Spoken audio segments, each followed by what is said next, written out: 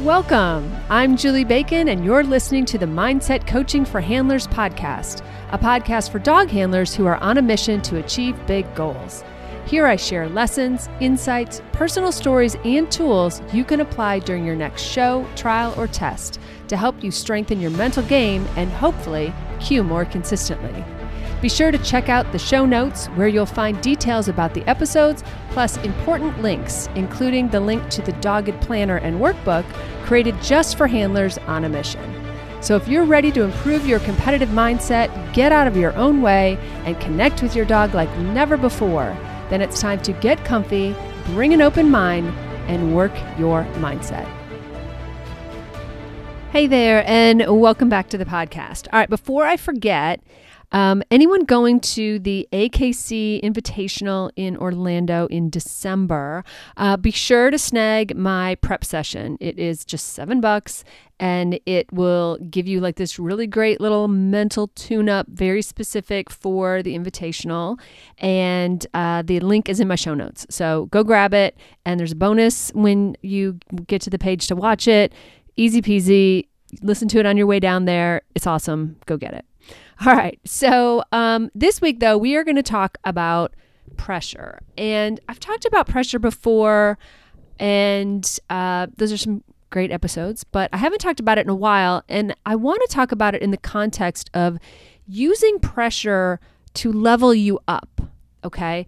The concept is basically that when we play, run, whatever, play our game alongside of people who are, equal to us, we play or run or try about the same, right? We're all kind of in there together.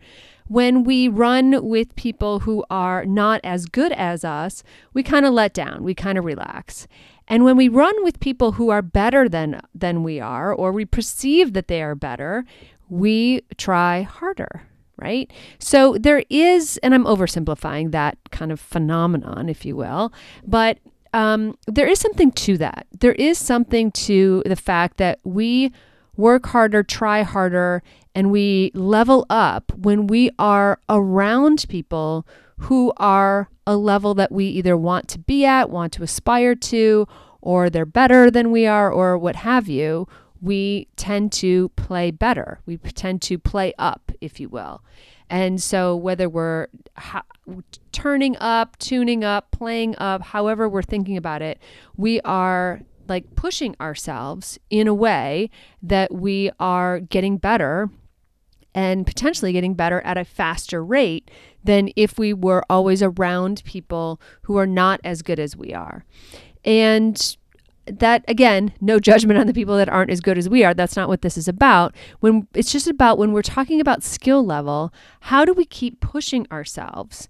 And sometimes that means a really hard decision about like changing where you train or changing the people you train with or practice with, maybe even, and just making a decision that you are going to find people who push you. Because let's face it, the comfort zone is called that for a really good reason. I mean, I feel like it comes with like its own set of slippers and like a weighted blanket and like all of these things that are associated with the comfort zone, right? And it's probably, it's no surprise that some of us refer to our older dogs. It feels like running our comfortable slipper, right? Everything just feels familiar and easy and comfortable. Hence the comfort zone. So it's really addicting to stay there, right? We feel good. We feel winning. We feel like we can achieve. The green ribbons are flowing easier. All of that stuff is easier there, but we don't get better there. We get experience there, and that's great. We get miles, and that is important. We need miles. Our dogs need miles. We need that. But we don't necessarily push ourselves to get better or to push ourselves out of our comfort zone and into a growth zone.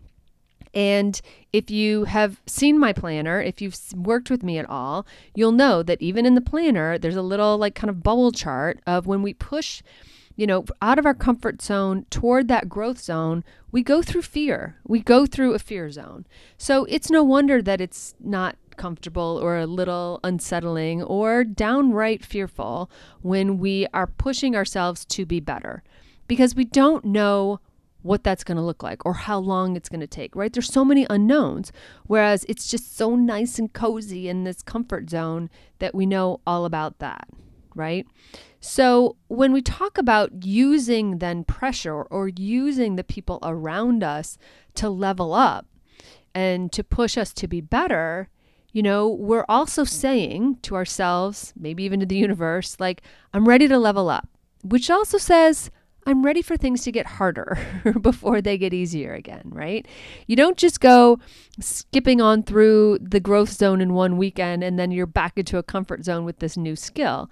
It usually feels pretty awkward for a while, or, you might NQ for a while. You might, feel like you're taking 12 steps backwards, whatever. That's the path, right? That's what all those funny memes are about, right? Of what people think growth is versus what the path that growth really takes, which is wild ups and downs and twists and turns and surprises along the way. So when we decide as handlers that we're going to get better at something, for sure, it feels worse before it feels better. But in using that and in using the people around you, or in using, playing, if you will, again, air quotes, because it depends on your sport, but basically being around people who are better than you, or who, again, push you to be better or push you out of that comfort zone, are going to speed up the results and hopefully motivate you and kind of keep you going when it feels too hard or you're starting to get frustrated, right?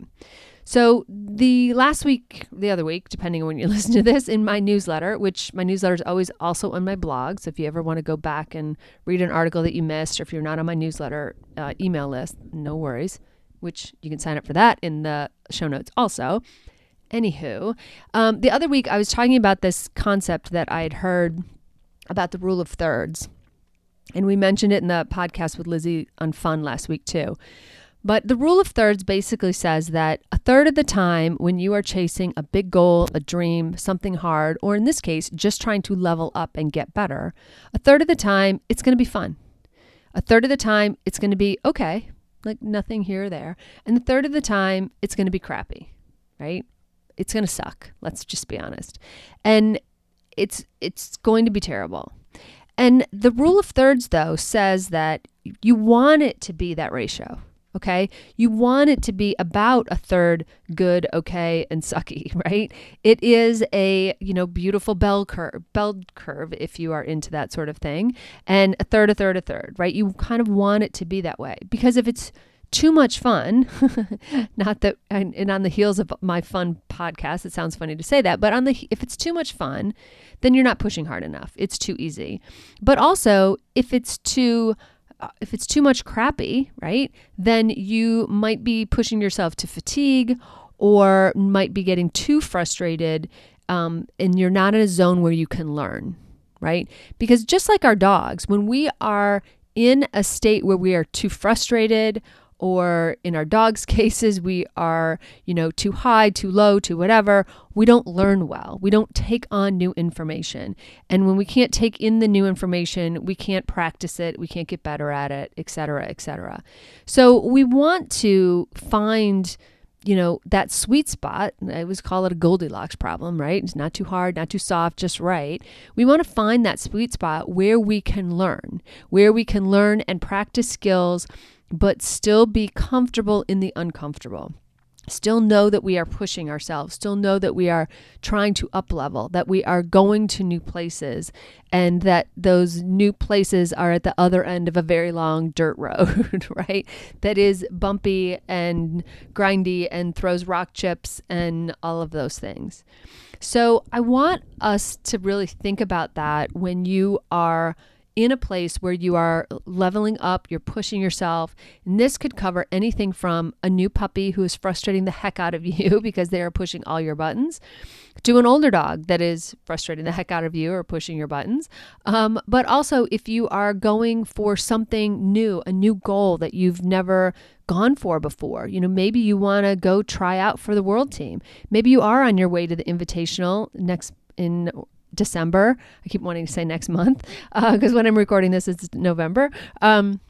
But maybe you are on your way to the invitational. It's the first time you're going and you've got like all the jitters about it, but it's still a goal and you still want to do the scary thing because it's always been a dream. Well, the dreams are scary until you've done them, right? That's the whole thing. They are equal parts scary and motivational sometimes, and those new things, they have to be new before you can conquer them. And you have to be willing to go to the scary places in order to get to the other side.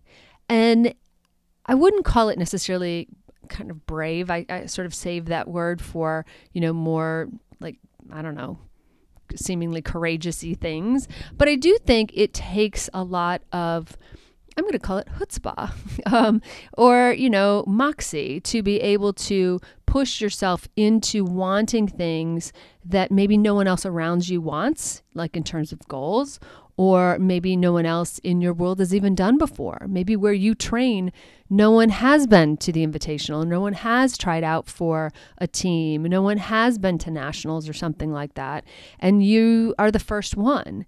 Well, being the first can be kind of lonely, right? Because you're going new places, and it can be kind of lonely in that you might be outgrowing the team or some people around you in that sense. And that can be, kind of a bummer sometimes. It's a bummer to outgrow the trainer that got you started and to whom you owe so much for everything that they've taught you, right? That it kind of can be really uncomfortable conversation to go to new places or seek out new seminars or new experiences, unlike everybody else around you. But yet at the same time, knowing and leaning into that dream and knowing that you want that dream and that it's really important to you can really be motivating and really take you to cool new experiences. So let's talk about how to use that pressure in just a moment. This is a shameless plug for my Dogged Planner. I created a planner, workbook, and journal designed just for handlers with big goals. It's been years in the making, and it is finally available, and I'm super proud of it. The link to learn more is in the show notes, but quickly, the Dogged Planner has goal-setting pages, title tracking, a place to record health information, in-season date capture, notes pages, and monthly and weekly calendars. The workbook is everything except the calendar, and the journal is blank for seminar notes, rehab plans, training notes, agility stickers, or whatever else you may need. All are available on Amazon and are made to order. So if you're serious about slaying your goals this year, then you need the Dogged Planners. Okay, so I just called it like pressure. And, it might be pressure, it might not be pressure. I guess what I really should be calling it is using that dream or using those new goals as motivation and using the people around you who are better than you, not to intimidate, but to inspire. And how can we wrap all of that up in some sort of plan so that we can move forward? Well, I love a good plan, right? My planner's out. It's a way to set goals and things so that you can really get it, just clarity. And I think that's where you start. You start with clarity. You start with really saying down on paper, what is it that you want? What is it that you're going for? And is it going to be your primary goal? Like every year when I sit down and do my goals, I have a lot of goals. I have 3 dogs. I have a lot of things I want to accomplish, but I do try to circle 1 or 2 that are my big goals for the year, and I call them decisions. Those are the things I'm deciding I'm going after this year. And I've gone, one year it was to finish a mock. One year it was to finish my draft championship, which it's not really what it's called, but sort of, and make those decisions. And what that helps with is that means that any other time there's a conflict or competition for my attention, I choose that decision. Okay. So it's like the big thing you're going for this year. Well, the next part is like, okay, what does that mean? What does that mean? What does going for that big thing mean? How does that break down? Are there milestones underneath it? Are there sub goals that have to happen? Does it mean that you have to travel differently, go to different trials, go to different seminars, surround yourself with different people? Maybe instead of going to the local trial every weekend, you're like, you know what, I'm going to use my vacation, or I'm going to take a road trip and I'm going to do some away shows just to get a different experience, or just to get my dog on different footing because I know that nationals is on dirt or whatever. And so once we start really identifying and getting clarity over what it is that is more important than everything else that we want, we start organizing our world around that. Right? So once you decide that that's what you're going after, and that's why I use the word decision, right? Because there's like this switch that goes on that says, oh no, I'm getting this. Like, I'm doing this thing. And then we start to organize our lives around it. We start to organize our dog lives. We start to organize our life lives. We start to, say that, like, okay, if this is what I'm going for, maybe I need to find even a different, like, chiropractor. Or I've known people who've gotten personal trainers, human trainers, to help them with their running, or, be able to be more flexible, or just be in better shape so that trick ankle isn't bugging them every weekend. Or, maybe you go to someone who tells you how to tape your ankle, or something like that, right? We decide, once we make that big decision, we ask ourselves, okay, well, what are all of the other pieces and parts that have to align in order for this to happen? And very quickly, you figure out what you're willing to do. And I think that's very telling to a lot of people. Some people look at it and they're like, oh, I could never. I really want that, but, So if you've ever said that about a goal, I really want that, but, then you are either making an excuse for it, or you are almost going into that self-protection mode where you're afraid that you won't get it. So you're going to, build up the excuses ahead of time. And that's not where this is, right? We are using the big goals that we want and the people around us who are doing those things already as fuel, as fire for the things that we want to go after also. So if your sentences are starting to end in but, or you have that like prepositional phrase coming up, like we want to nix that from the vocabulary and the way that you're talking, and instead think, okay, I want this, but I have no idea how to do it. That's a good but, right? Because you're saying like, okay, I need to figure out how. I need to find people who do know. I need to find people who've been before. Maybe I need, a new trainer. Maybe I need a coach. Maybe I need a different seminar. What is it that I need? Maybe I need a different conditioning program for me, for my dog. What is it that I need? And then things start to fall into place. But we can't just say that because it's hard and we don't know how, that it is not possible for us, right? I don't believe that. There's, if I look back on my life, if I, say my 14-year-old self, my 14-year-old self didn't even know that dog sports existed in this way, right? And my 14-year-old self did not know that I would be accomplishing the things that I was doing because they were even beyond my imagination. So, but I did them. I'm doing them, right? I'm doing all of these things, right? So if you think about it, it's very simple, right? To look backwards like that and go like, oh yeah, I didn't even know this existed. I didn't know I would be doing this. I didn't know I would be, called a crazy dog lady by my, muggle friends, right? That aren't in this world. So there's so much that you can do, and I want you to use that as your fuel to say, just because I don't know how doesn't mean it's not possible.